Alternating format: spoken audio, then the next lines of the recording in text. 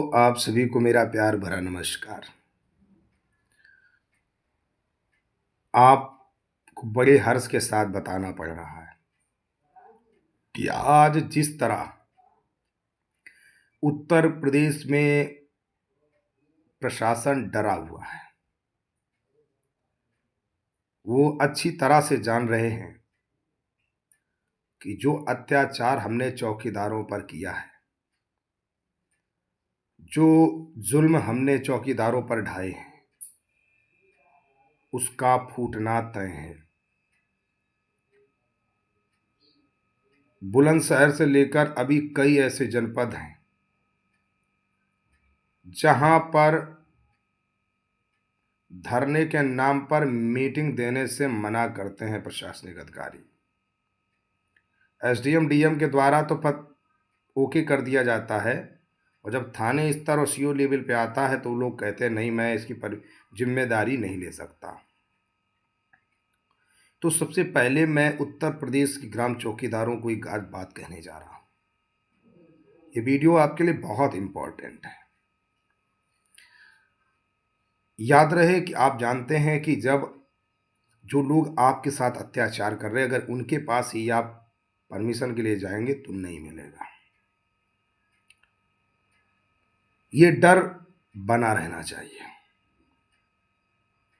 आने वाला वक्त ऐसा होने वाला है कि जिस तरह से फिल्म में कहते थे ना, बेटा सो जा गब्बर आएगा, ऐसे ही ये डर होगा कि सुधर जाओ न वरना अन्नू आएगा।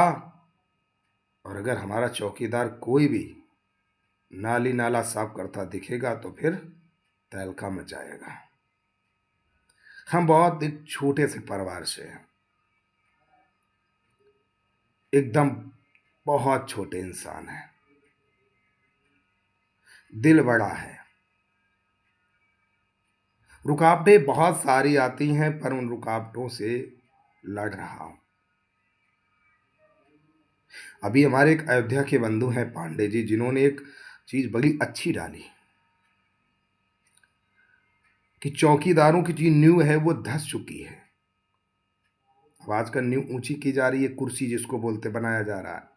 तो उस नींव को अगर ऊंचा करोगे तो कुछ लोगों को दर्द भी होगा। तो नींव ऊंची करने के लिए थोड़ा संघर्ष करना पड़ेगा। प्यारे मित्रों,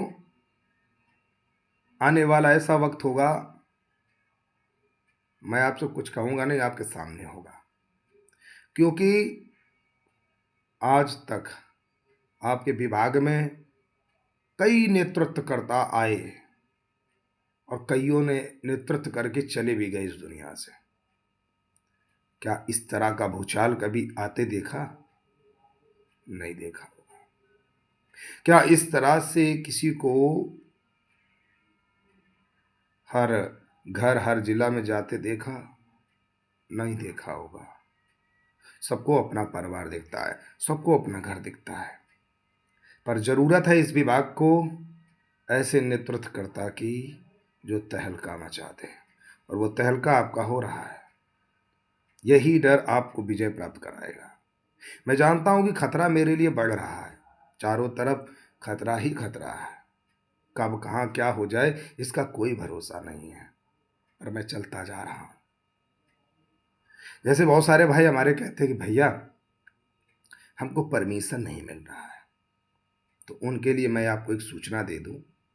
यदि ऐसी कंडीशन आती है तो जब भी आप परमिशन लेने जाएं तो उसमें आप हमेशा बैठक दिखाएं, धरना मीटिंग नहीं, कि हम लोग 100-50 लोग बैठकर एक बैठक करेंगे और अपनी बात शांतिपूर्ण रखेंगे।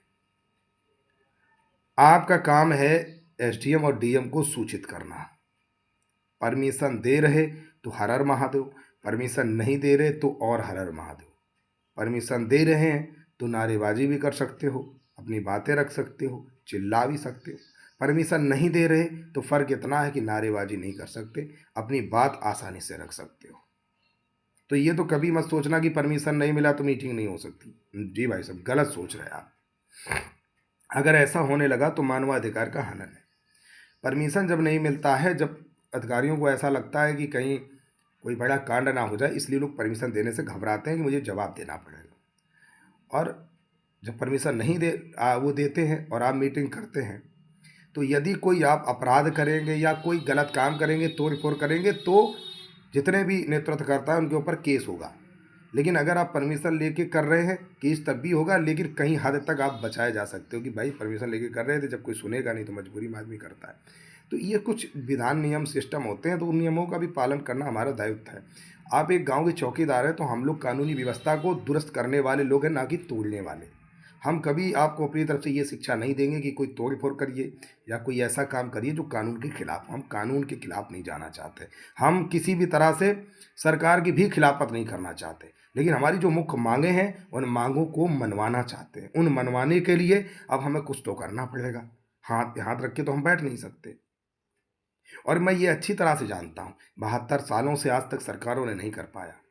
एक योगी ही ऑप्शन बचे हैं। अगर योगी की सरकार में नहीं हो सका तो मुझे उम्मीद नहीं लगती कि फिर कभी हो भी पाएगा। और मैं यहाँ तक कह रहा हूँ कि अगर चुनाव से पहले अगर हमारा कोई सपोर्ट कर रहा है, कोई अन्य पार्टियां सपोर्ट समर्थन कर रही है, तो मैं उस पे जाऊँगा। सीधी सी बात है, मुझे जहाँ सही लगेगा मैं वहाँ जाऊँगा ना। मुझे जहाँ से लगेगा कि भाई मेरे चौकीदारों का मान सम्मान हो रहा है या बढ़ रहा है, तो मैं उधर ही पहुँचूंगा। तो प्यारे मित्रों, ये डर बहुत ज़रूरी था और धीरे धीरे बन भी रहा है। दूसरी बड़ी खबर, गाजीपुर की मीटिंग हुई। गाजीपुर की मीटिंग में एक असर देखने को मिला। वहाँ के हमारे एक पत्रकार बंधु हैं जो कि हिंदुस्तान से हैं, उनका मैं बहुत बहुत धन्यवाद करता हूँ। उन्होंने हमारे चौकीदारों के एक एक बयान, एक एक पीड़ा को एक हिंदुस्तान के पूरे पेपर में छापा है। आप यदि पढ़ेंगे तो आप देख पाएंगे, बात बहुत मजा आएगा आपको। उन्होंने पूरा छापा है और उसके बाद नीचे एसपी से भी यानी कप्तान से भी जवाब मांगा, तो कप्तान का कहना है कि चौकीदारों की 2 ड्यूटियां मात्र होती हैं, अगर एक्स्ट्रा ड्यूटी कराई जाती हैं तो मेरे पास शिकायत अगर आएगी तो मैं कार्रवाई करूंगा। अब गाजीपुर के लोगों को सोचना है कि अगर आपसे एक्स्ट्रा ड्यूटी कराई जा रही है तो कृपया करके आप कप्तान से मिलें और पेपर ज़रूर निकलवा लें और उन्हें बता दें कि देखिए आपने ही बयान दिया है। तो ये परिवर्तन जो क्रांति आ रही है, राष्ट्रीय चौकीदार सेवा समिति आपको महान बना के रहेगी, इसमें कोई शक नहीं है। नमस्कार, जय हिंद, जय भारत।